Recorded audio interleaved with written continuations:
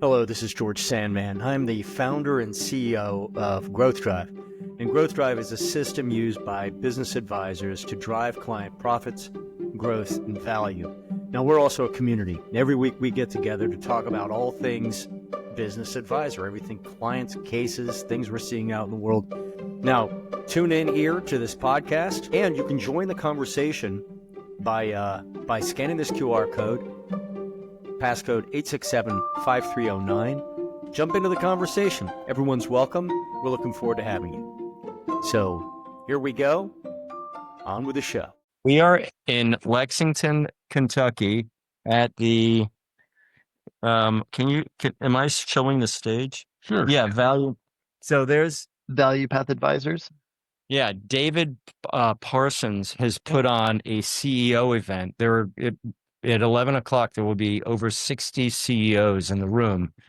And a few of us have traveled in to support David for this event.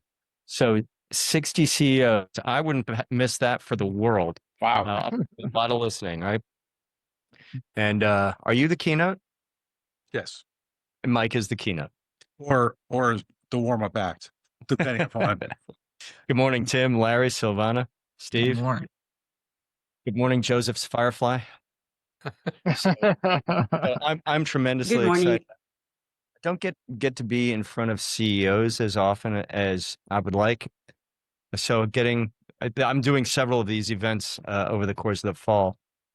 And so this is going to be great. We had a meal last night. Dave has brought together wealth advisors and growth advisors, guys like Mike. Riffraff, me. No, it's going to be cool. So I think anyone on this call would love to be in front of 60 ideal clients. well, and here's the thing, and what we picked. I don't want to be in front of ideal clients. Hey, Eric. So what's interesting is Mike put this. David put this. David put this event together using in a way that I would have thought very challenging and in short order. So he certainly leveraged his relationships And his wallet. and he also was able to go out and lean into the local business community using more traditional marketing methods. Right? Do I have that right? I have that right. He had resources and used them wisely. Yeah. So this is, and if you imagine what this is going to do for his advisory business, it won't be bad. So Carl Cox by in the way- our fold is doing a similar thing, I think, down in Arizona very Phoenix. soon. But because Yeah. his company's named 40 Strategies, focusing on getting 40 CEOs in the room. yeah, I'm going to be at It's all that one about as branding. well. All about branding. And Value Path Advisors and Dave Parsons are sponsors of our summit. So we'll be interviewing, as is Mike here present, Mike Garrison, Strategic Referral Team, strategicreferralteam.com. Anyway, so it's going to, you can forgive me. It's going to be a fun day. Hey, Larry, thanks for your time yesterday morning, you and Andy. Larry and Andy and I went and did a run through of the agenda for the summit again, and we're tightening it up. Larry, I haven't had a chance yet to type it up, but I'm working with, hey, Jeff, Catherine and I will be getting that done in the Awesome. next Awesome.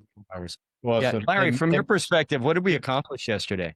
Actually, I'm excited because every time we get together, we're refining the agenda around a few key themes and that's one of the things we wanted to do is ensure there's a flow, a theme, and you could share a little bit more about the theme, and anyone who's into racing cars would appreciate it as well.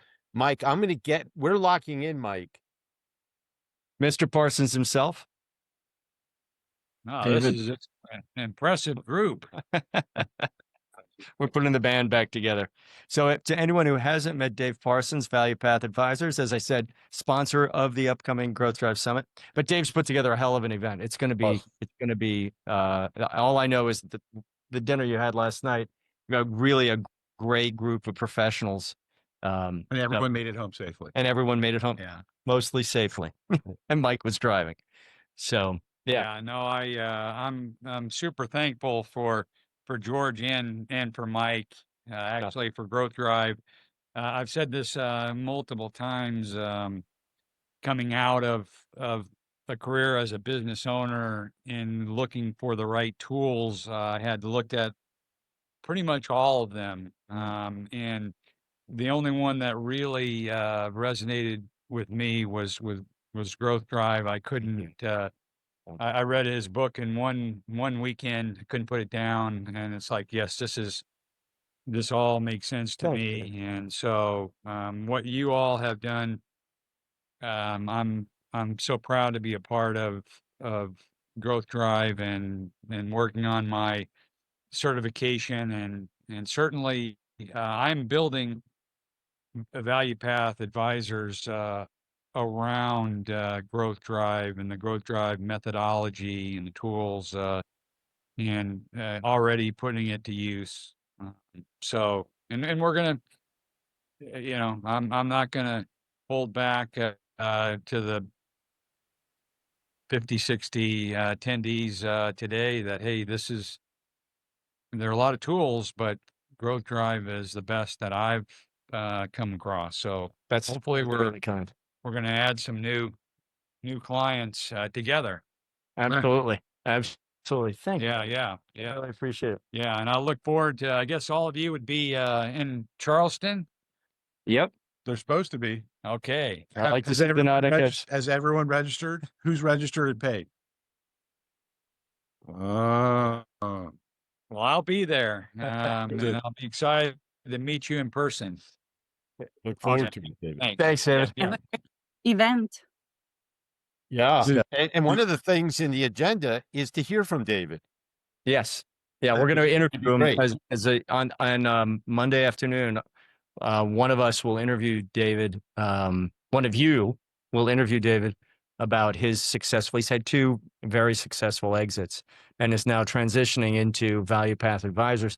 He's also going to be a super interesting perspective when we talk, Larry, about different business models, right? Right. That's one of the things we're going to workshop. We will spend a significant amount of time on Tuesday workshopping and it's not the pros and cons. It's just we want to democratize people's understanding of the various business models out there, from solopreneur to firms to firms like Tim is building, like David is building. Yeah.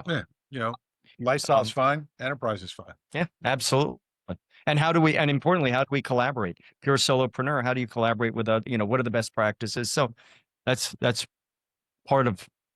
Yeah. Hey, I gotta Well, hijack this for a second. Hey, Yeah. if you're coming to the summit and you haven't registered, please do so. It'll make him a lot less nervous. He's expending a tremendous amount of capital and resources. If you can't make it, totally cool. But if you're coming, please register. Thank you, Mike. Yeah.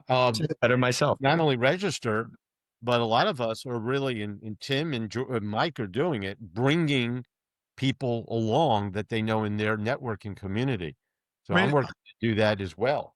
I have an attendee from last night's dinner.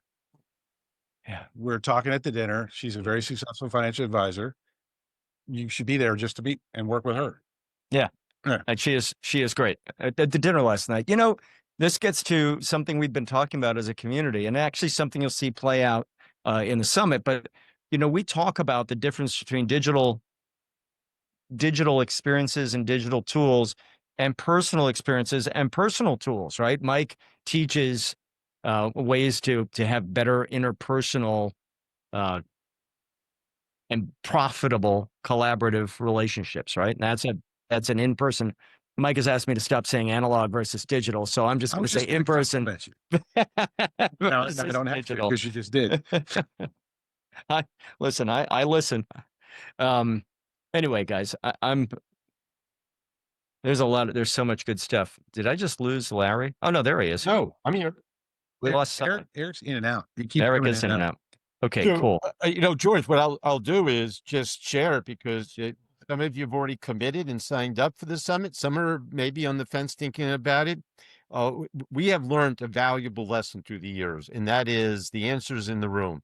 If we create the format and some of the topics to create the discussions, whether it's in the whole room or at the table. And if it's at the table, then share it back to the whole room. So we all learn from each other around topics that you have said that are important to you. So we have this format of hearing from some people who've been through the battles, and they'll be on a panel. And so we have this rhythm 3 times: panel discussion, then we workshop it based on different topics in breakout rooms and breakout tables. Then we bring that back up in plenary to everybody. So we learn practices that were going on at that table, and then what Tim and Steve and Silvana were talking about over here, and Paul and Jeff over there. We want to learn from everybody. So we have this cadence that we have learned that works really well for our community. And then we fit in the different topics that we've heard from everybody from Coffee Klatsch to the committee to say, hey, these are the topics. Like, we really want to get deeper in strategic capacity. And how do we use the tools to do that? We want to better understand how to get clients and collaborate to do that. So that's all fit into the 3 days. 100%. And you know what's interesting is we have adapted. So based on your feedback from all of you, we have adapted the agenda over the last couple of weeks. We've just fine-tuned it, right? No major changes, some tightening up that you'll see when I publish when I republish the agenda. The agenda that's on the Growth Drive corporate site is, 98%. It represents the experience you'll have. Based on feedback from you guys, we were actually, Mike has generously moved his what was formerly a very tight workshop with a max of 10 people. Mike has agreed to actually talk in slightly more general terms, but to the entire room. Thank you, Mike, a proud sponsor of the 2025 Growth Drive Summit. And then Tim, I know you were leading the charge. You and Andy Weevil were leading the charge to dive a little more deeply into AI. That Mike and we had already shaken hands on him leading that.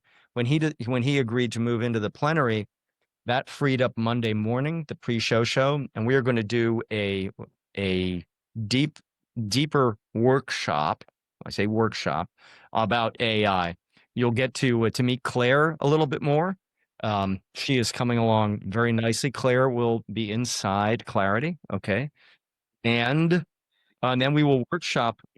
I don't know if who here is using AI to run workflows. Okay, very cool. We are going to workshop what the top 3 workflows might be, and you will leave that room with prompts that you can use regardless of whether you are using Clarity or not. You will have prompts that you can use in Grok, in Claude, in OpenAI to run workflows. So it's going to be a very valuable, and that's a free pre-show show.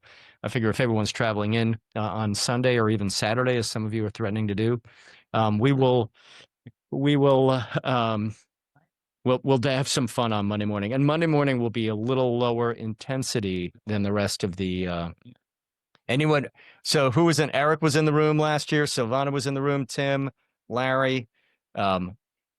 It does.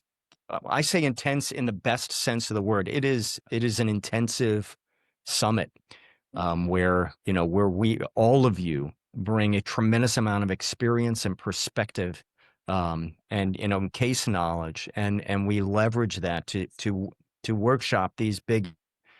How do we best apply the tools? How do we best run an engagement? Recognizing this goes to a breakfast conversation this morning at the Waffle House with a wealth advisor, Mike and I, about how do we best collaborate. And this gentleman, David, had never heard the 1 to 5 advisor spectrum, and that resonated immediately with him. And he knew he was able to say, well, this is where I play. He's looking at coming to the summit as well. And here's where I want to collaborate. And wouldn't it be great if there was software that promoted that collaboration? Give me a few weeks, because what better than AI? Imagine Clarity with AI facilitating collaboration amongst advisors and segregating data and automatically briefing all of the players as to what's going on. So Good stuff. I'm on a roll. A lot of coffee. Yeah. So what's new? So what's going on? So I've hogged the mic again. What's going on in everybody else's world? Any questions, comments, things you're finding, struggling with? George, I want to know, are there going to be Kleenexes on the table? Because, Mike isn't very intense, but Larry could be really intense on Monday morning. Oh yeah, Espe- and then I just drop from there. Especially when he's using the whiteboard or the, Yeah, When he gets on the whiteboard, it makes me cry.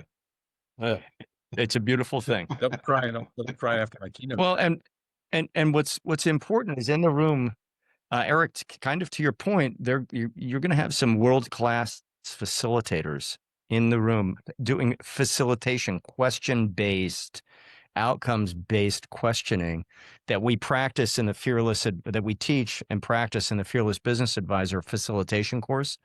So what you'll see very little of in the room, we'll have a screen, but you're not going to be sitting in the dark listening to someone click through. There will be right now there are no presentations planned. We're going to cover topics based on your questions and your inquiry in the room and in the breakouts will determine what we learn. So imagine that we are going to collectively decide, we are going to crowdsource what will be learned, what will be teased out, and we will have a lot of best practices coming out of Charleston that we'll all be able to apply immediately. Yeah, George, I'd just comment, walking in last year to last year's summit as a growth drive virgin, right? Was one of the best experiences I've had in terms of it being an interactive discussion versus a lecture with Q&A kind of format. I really liked the interactive. I liked the breakout and coming back together, or all the things, Larry, you were hitting on before. Those really, the room really gets engaged in the discussion rather than everybody sitting there, falling asleep in their chair while they're listening to somebody talk. So I love that. I think it's an awesome way to learn as a group, just like this is. And so I'm looking forward to it. Well, Eric, to your point, what we do here Tuesdays is so valuable that we've learned it, that we put it in Wednesday morning. We're going to actually replicate in person the coffee Klatsch. So there'll be groups doing what we're doing right here. Yeah. And following, Eric asked for and has put together and is running the future of the profession committee inside the community. Thank you, Eric. And Eric will be leading a discussion on Wednesday morning about the future of the profession. We'll touch a little bit. AI is more of a through line than digging It'll deep. come up in the discussion for sure, but it's not the heart of the discussion for sure. Remember, yeah. Well, people Yeah. are the heart. People, yeah, that's exactly right. And last is we form new relationships. So some of you are new to the community, and you get to not just see people in 2 inches by 3 inches, but actually spend time with each other, break bread, get to know each other, maybe form relationships where you're going to want to collaborate after. You will, frankly, we're going to force you. You will expand your network. You will leave Charleston. I promise. I guarantee it. You will leave with new relationships that are valued with your advisory business. Go ahead, Eric. Sorry. Does this mean I'm going to have to get to know Tim? So There are downsides to going to this thing. you're just not ordering weird drinks for everyone. I'm still recovering from the ouzo. Oh, Uzo. Yeah, that's funny. Uh-oh. When the Uzo I have a comes, question. I have a question unrelated to the summit. Can I break the train here for a second? please, 100%. Tim. I apologize too. I've got to duck off in 5 minutes because I have a client meeting. It starts in a few minutes. But what Good for you. Awesome. tell us what's happening in the CD 3CD course review on Monday? Excellent. That's a great question. So what we've done, again, based on group feedback, so C3D, many of you have finished. Our most recent graduate is Tip Quilter. who will, with his business partner and wife Samantha, be in the room in Charleston, South Carolina, October 6th, 7th, and 8th. Can you tell it's on my brain? So what we're going to cover on Monday is based on your feedback, you don't have to take the review session to complete the exam, right? To earn your C3D. But what we wanted to make available is an open mic Q&A session where anyone who's in the course, anyone who's completed at least through class 12, right? So that's the analyze and design parts of the course, methodology, analyze, and design. So you get through those 12. What we're going to do is you open it up, and we have 4 hours, right, during which we can spend we'll spend as much time as you need and want, with an open mic Q&A discussion on whatever topics you want to further develop your knowledge or open questions in your mind. So it's an open mic. We have the agenda is very simple. Hour 1 is methodology, hour 2 is analyze, hour 3 is design, and hour 4 is execute. However, we will be good facilitators and make sure that the time is allocated accordingly. So I'm not going to arbitrarily cut off the discussion on analyze, but so that's roughly what the agenda is, Tim. If you have the time and you have questions, please bring them. It will be recorded. Guys, you never get the same out of recording as you do live. You can get a lot out of recording, but we have a bunch of people who will be there on Monday. And so it's going to be Thank you. cool. It'll be a pretty tight conversation, Tim. Did that answer your question? Yeah, thank you very much. Sure. Will you be joining us on Monday? Fine. Yeah. Yes. Yeah. Excellent. Absolutely. Awesome. I Yeah. thought it was required or I lose my stripes. Well, if we made it required, if you don't have any, I don't feel like you should have to sit through a review session if you get the material, I'm teasing. I was just messing with you. Yeah, well, no, I'm just thinking in terms of philosophy, it's very similar to the thinking that drives we're not doing CE in the traditional sense. I think what I'm much more interested in doing is honoring your work when you guys are out doing, right? When you're out talking to business advisors or business clients, when you're collaborating with each other, when you're submitting cases, those are all points on the path to mastery, because what I want to be able to say, and what I am saying to bigger institutions, be they CPA firms, significant CPA firms, who need to augment their knowledge, the skills they bring to the table.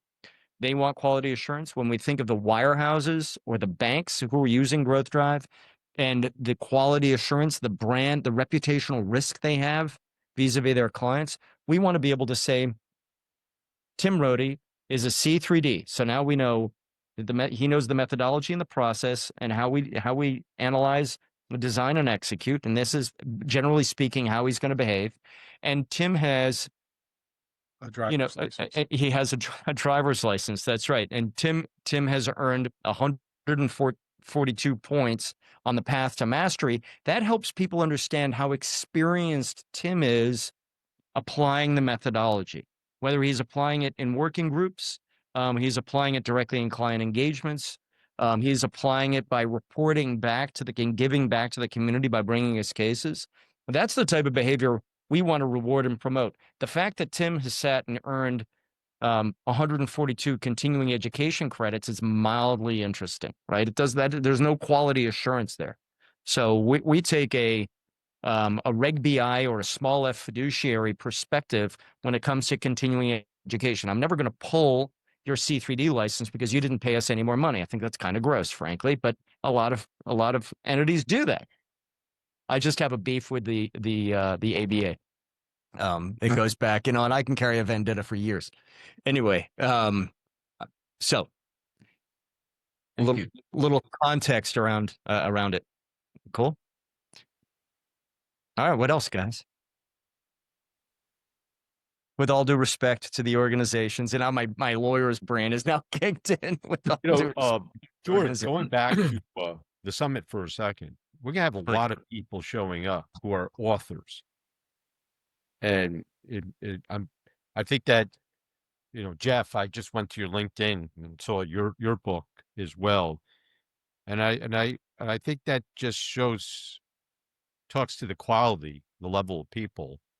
And if you're not an author yet, you might be one day, and that's not where you're at. This is still a growth journey for us personally. So I think, Paul, you're an author. Tim, Mike, George, Eric.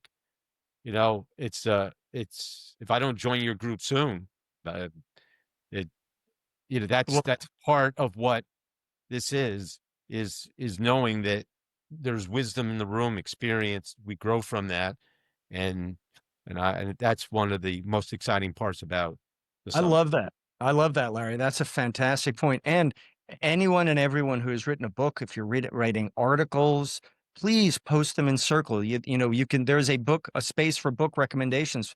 Put your book, it's not shameless self-promotion. It is sharing what you've learned, right? You've put a lot of work into distilling it and publishing a book, publishing articles. Please put them, please post them. And do not wait for the exceptionally busy people at the home office to post them for you. If you would prefer for us to do it, just email your materials to Catherine and she will post it. Okay. Catherine at growth-drive.com or support at growth-drive.com. But please post, guys. There's no, this to let the world know. Just go like 2 minutes before it split it out. Okay. Yeah. We're going to have to drop in about 3 minutes. But you guys can stay on, right? So I don't want to cut the conversation. You can't kick them off. I can do whatever I want. Oh, well, it's like that. So what else is going on, guys? I'm so excited. It's under 60 days. I'm so excited for the summit. I can't begin to tell you. And I'm excited for all the great stuff you guys are doing out in the world. It's exactly, how do we help $1 trillion of businesses increase strategic capacity in the 3 dimensions of growth? You are doing it. And I'll do some reporting at the summit. I'll talk a bit about the data we're generating. I'm hoping I can have one of our data partners in the room. He has to move something that he's not sure he can move. But we're going to have some really cool people in the room. So I'll report on data. And Mike just walked away, but Claire can write cases. So she is not going to do the job that Silvana would do with a human touch. You're going to have an AI generated case, but imagine if you take an AI generated case and you collaborate with Silvana to turn it into a polished, to put the human element in there.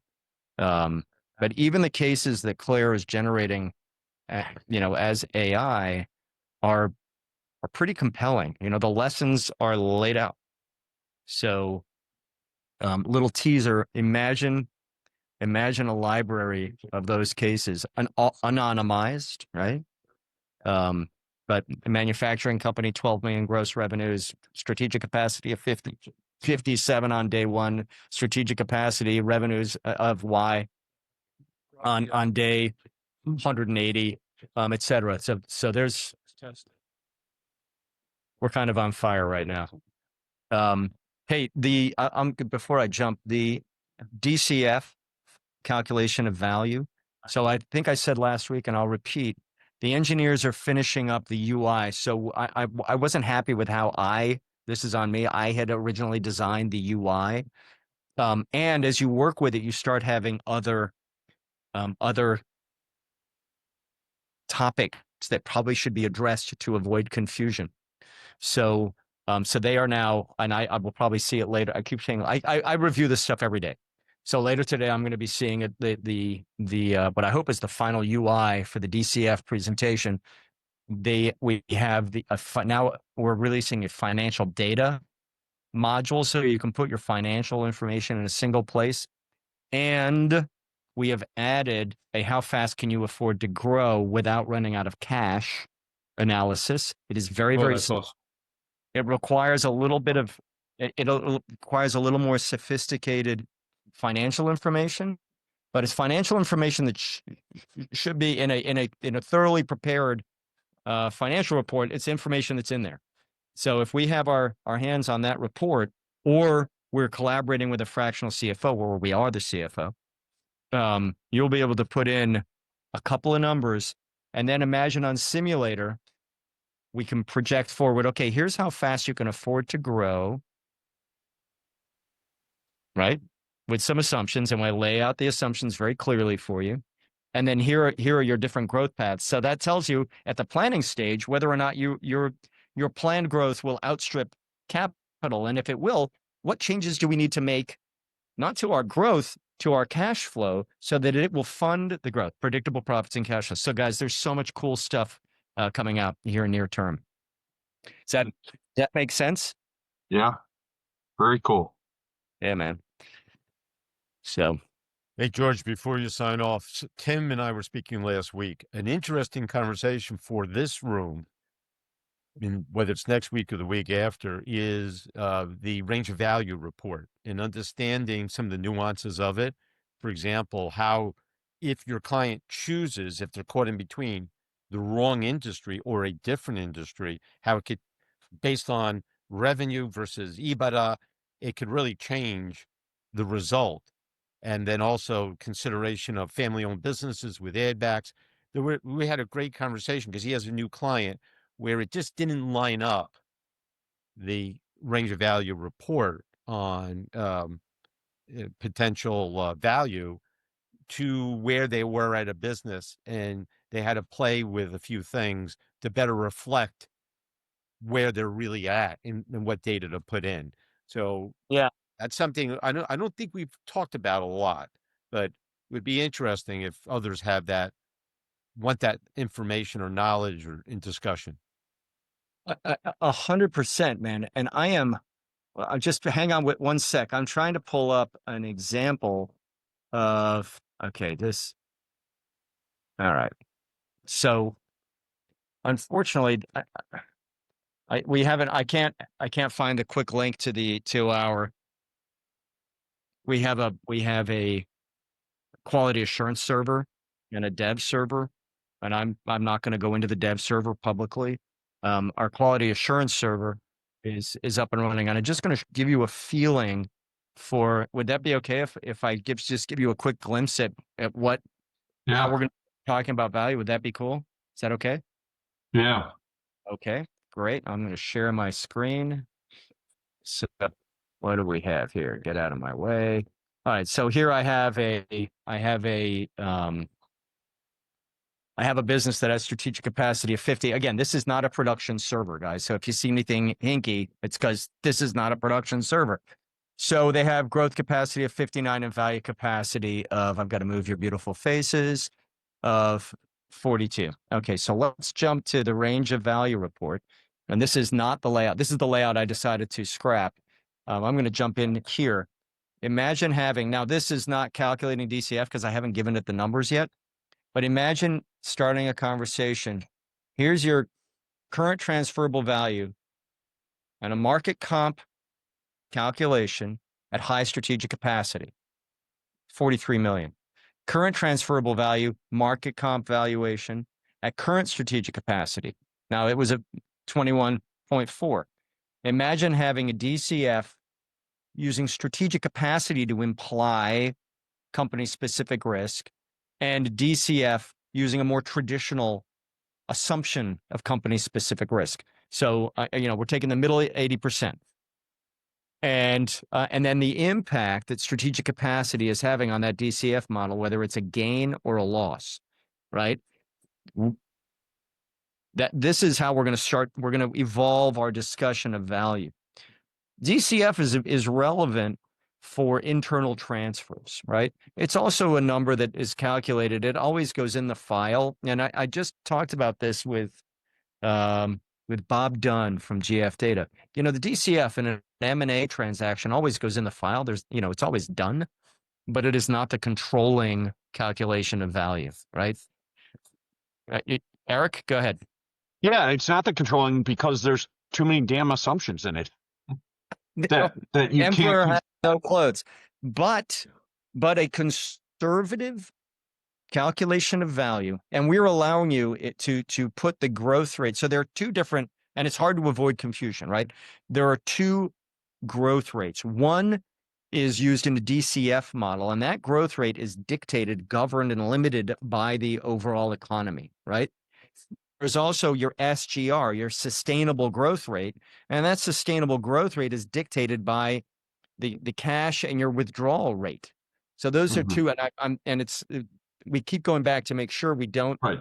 we But nail. even both of those have poor assumptions in them, George, because the economy doesn't control every organization. Some organizations work bigger or smaller than economic growth, and your growth rate constrained by capital can be fixed by adding more capital.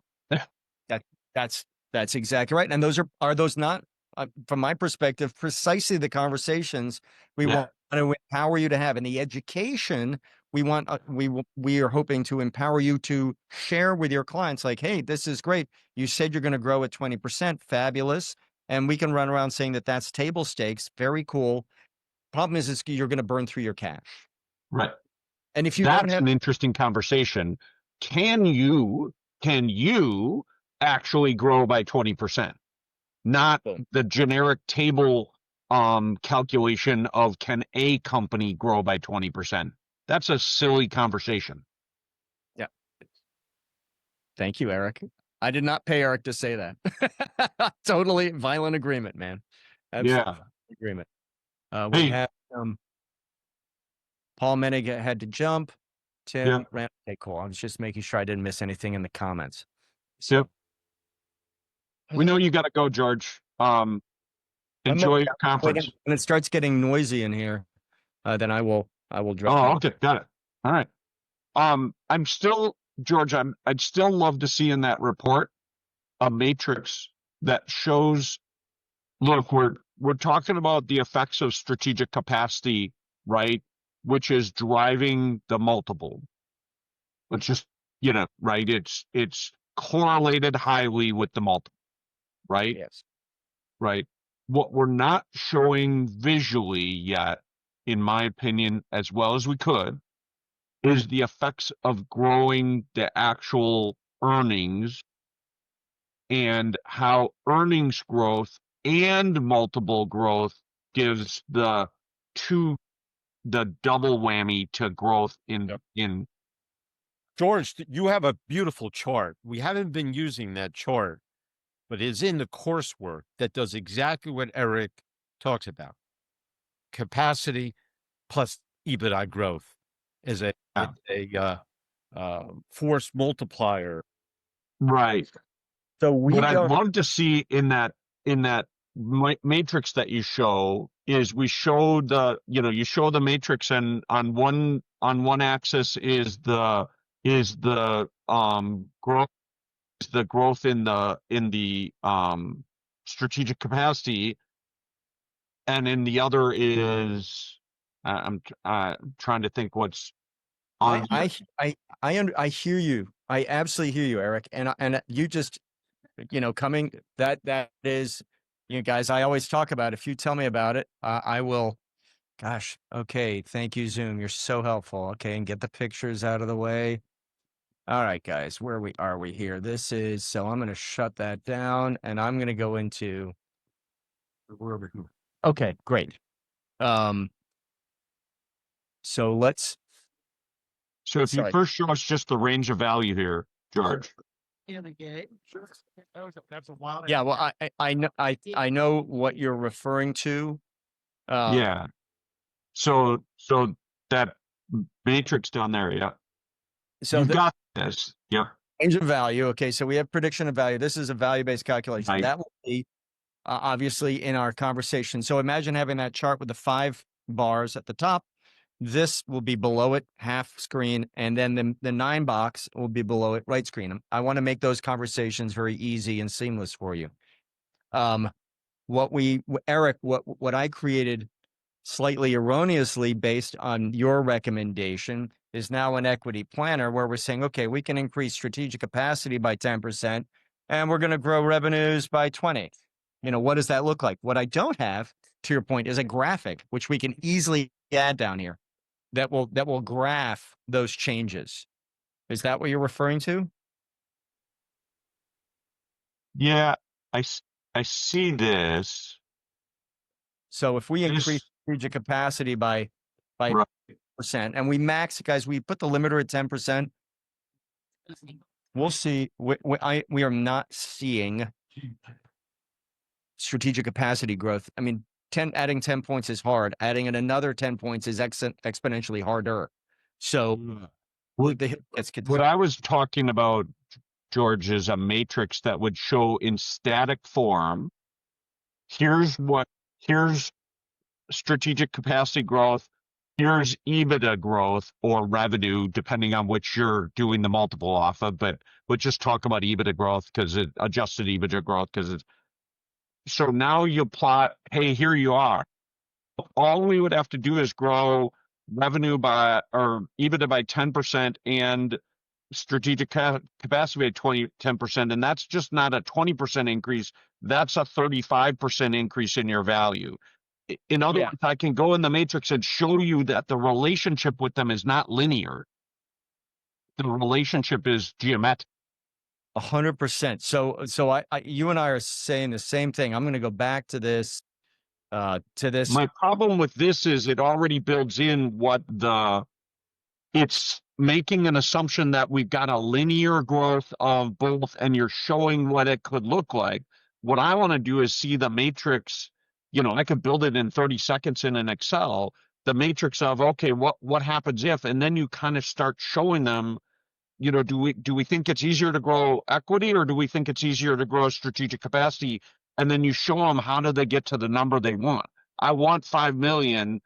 We can get it by growing EBITDA by this much, or we can get it by growing strategic capacity. You see, But Eric, isn't there often a tight association between the two? yeah. Isn't strategic capacity, as it grows, shouldn't that also drive EBITDA? It will. For The the- data's Yeah, they're correlated, but they're not correlated 100%. So No, correct. I could document. Let's just take a silly example. I could in 2 months I could have a non-documented procedures and I could have documented procedures. No effect on EBITDA. Theoretically, in a short period of time, in a longer period of time, it would help it. But in a short period of time, it doesn't change it, but my strategic capacity just went up.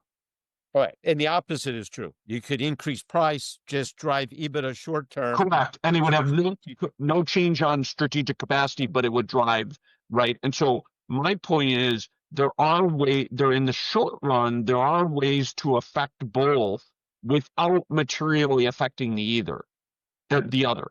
In the long run, I do think they're highly correlated, George, and I agree with you. They do go together typically.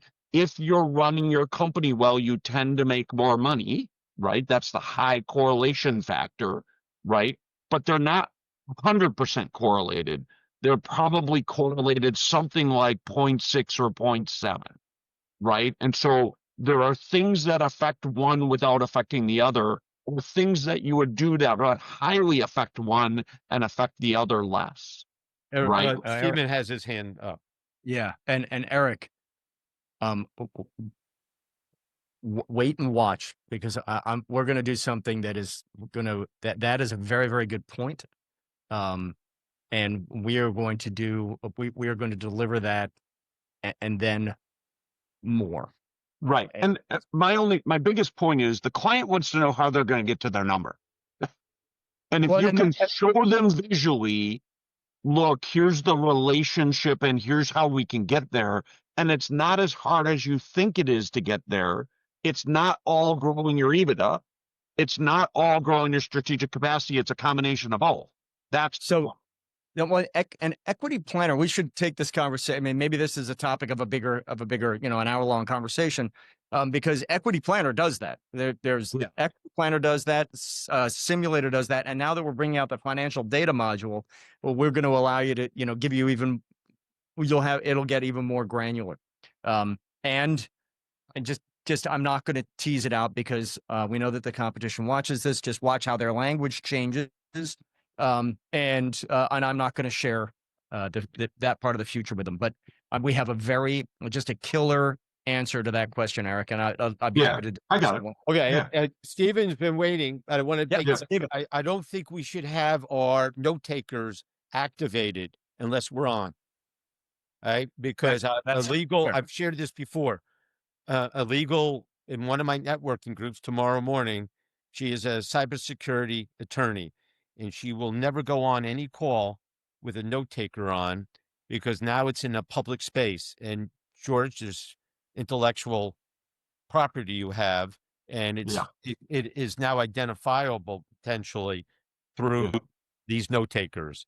So I just share that with you because Joseph is. I just realized he's not on, and he has his note taker here, so we should Yeah. turn them off. Right? Any of these recorded important conversations should not have note taker. We'll make it a policy going forward. I'm sorry to do that. Stephen, Yeah, Stephen. thank you, Larry. So the one thing that I wanted to bring up, kind of on your point, Eric, is something that sounded like to me, especially as you were describing an example scenario, is the business owner has a number in mind. And to your point, the EBITDA is not going to affect it in the same way that the strategic capacity will. One of them might affect it more, one of them might affect it less. They'll obviously, hopefully, affect it optimally working together.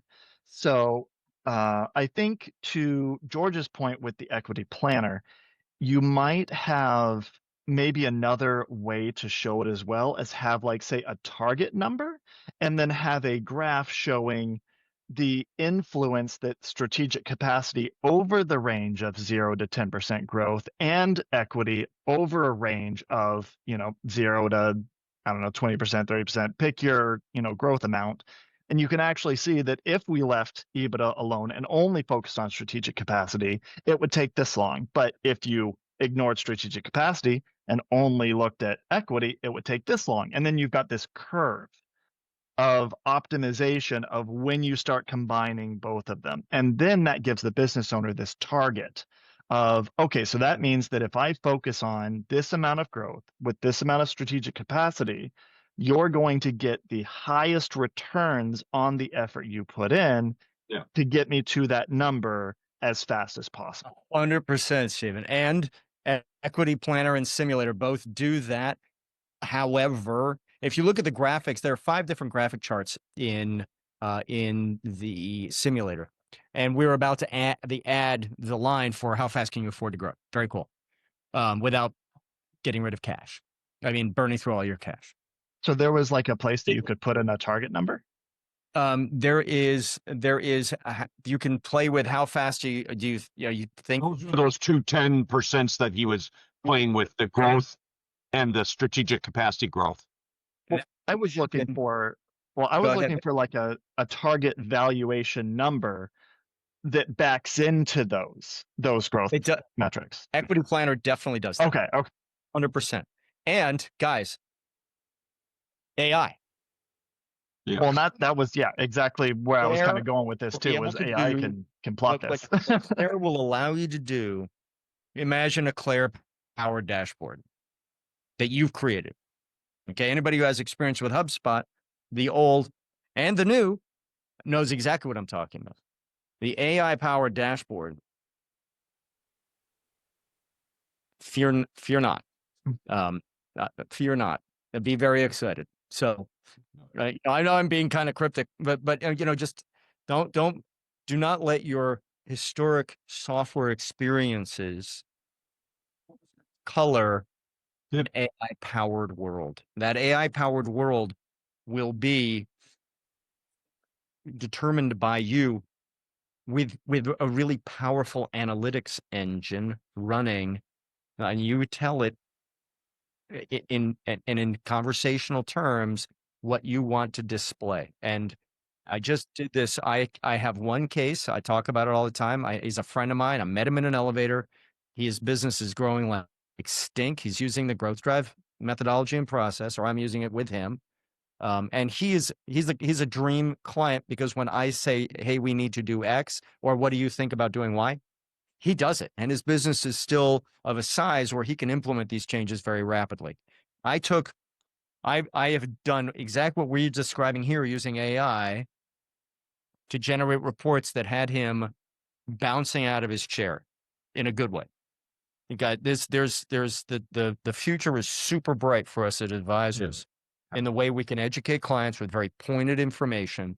That is exactly the information that this client needs, with AI providing some guardrails, like saying, hey, well, hey, Stephen, that's a great idea. Have you, by the way, have you also considered blank? Or you can't, this is great, but it'll outstrip his cash flow, or, whatever. And having AI, I mean, the future's bright. Stephen, I hear you. And Eric, I hear you loud and clear. Just give it a few weeks. Yeah. Yeah. George, back to the final point on this is it's a transparency thing. Visually, the client can understand better when they see the line of growth of EBITDA because they get that in their mind, right? They're thinking like that all the time. And then we can on top of that, put the growth in the, on the other axis, put the growth in the strategic capacity. And now they start transparently seeing the relationship between how they get to that number with it, because they don't get how those knobs turn yet. They don't get all the things that are happening in the background in your, hey, we're assuming 10% and we're assuming 10%. They're not doing that math. That's my point. They need Well, it and George, in I want to jump in to say during the summit, we have Yeah. a whole afternoon dedicated to reach and relevance. Yeah. The ability to bring value, reach within our client, and bring relevance is to do these little things to help them be more motivated to say, I see the path. Thank Right. you. Yes. And guys, Eric, please go look. This capability exists in the system right now today in Simulator. Good. Yeah, got it. There right now. So Yeah, got it. I do want to see it, and you and I may need to play with it a little so I understand it better. But yes, I'm only hot on this because I know from experience what it takes for the client often to get this and go, oh, now I see what you're trying to get me to do. Now I get it. I don't have to go 10 years. I can go 6.5 years and get what I want. And, oh, okay, great. That's an awesome thing. Right. And again, Equity Planner allows us to say, well, okay, man, what if you take your ownership that's 70% up to 80%? What if we take your multiple from 3 to 4 to 5 to 6? What if we do better tax planning? All of those what ifs. And now imagine Equity Planner as it is, which will allow you to do all of that analysis powered by AI. It's pretty cool. And we'll talk about that at the summit. In fact, maybe that's something we'll use as our stalking horse on Monday morning. Hey guys, room is starting to fill up behind me. Can we do a quick, if it's okay with you guys, can we do a quick key takeaways? Like what do we what key takeaways are? If that's okay with you, I'd love to start with Jeff the Silent. Good morning, Jeff. How are you, man? Good morning. It's funny. I'm in the midst of working with an ESOP client right now, company that's trying to figure out if that's the best approach for them. So I'm digesting so much of what was talked about today to get their value where it needs to be. I guess I'll leave it at that for now, but great conversation as always. And I'm gonna throw it to my man, Eric. Thank you. Thank you, Jeff. Eric, it's on you.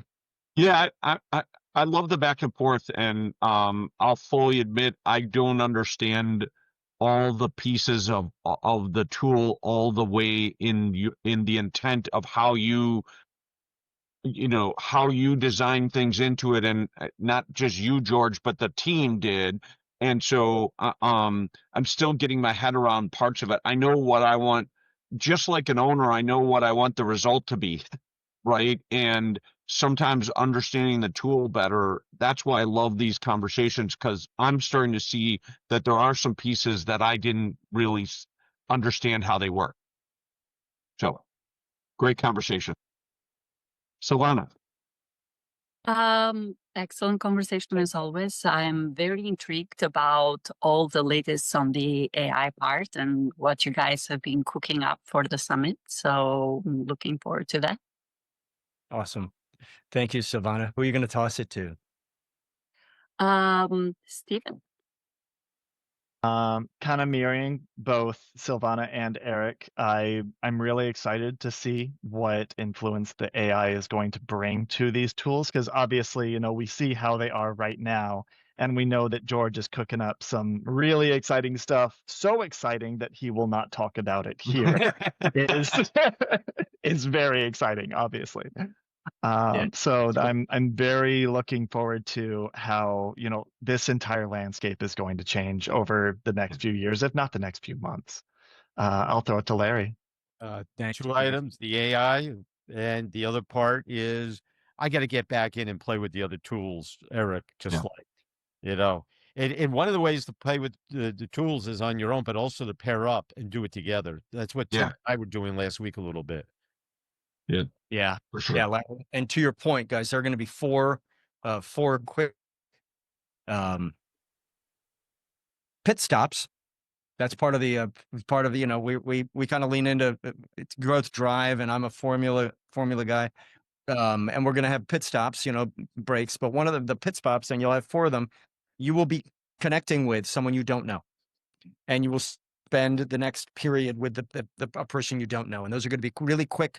There's not much time for hemming and hawing. It's like, okay, Steve, you got somebody? No, good, we're together. But that will help. That's going to force us to all expand and get one-on-one experience with four pros we might not already know.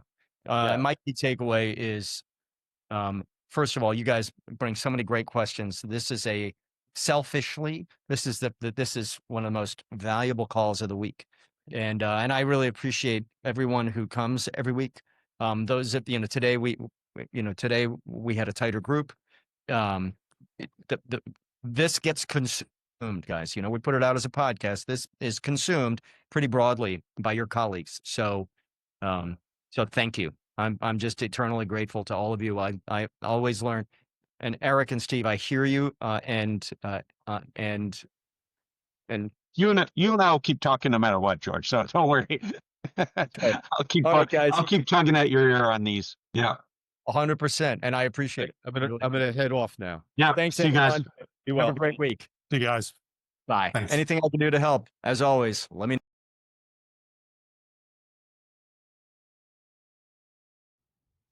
This episode is brought to you by the Growth Drive Summit. Our theme this year is building a profitable advisory business. Join us in Charleston, South Carolina, October 6th, 7th, and 8th. Expand your network, learn new skills, and generally have a good time. This is a top-rated event. We're looking forward to seeing you there. Thank you.